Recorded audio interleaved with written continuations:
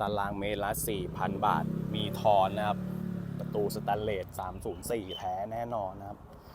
ผิวเงานะครับถ้าอยากได้ผิวด้านก็ราคาต่างกันนิดหน่อยครับนี่ครับลายเป็นอลูมิเนียมสีดำด้านนะครับ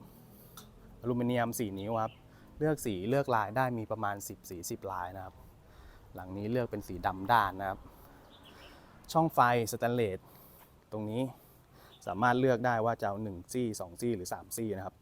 ราคานี้เลือกได้หมดครับช่องไฟก็1 เซนกว่าไม่เกิน2 เซนนะครับก็กลางๆครับไม่โป่งไม่ทึบจนเกินไปนะครับกำลังสวยนะครับ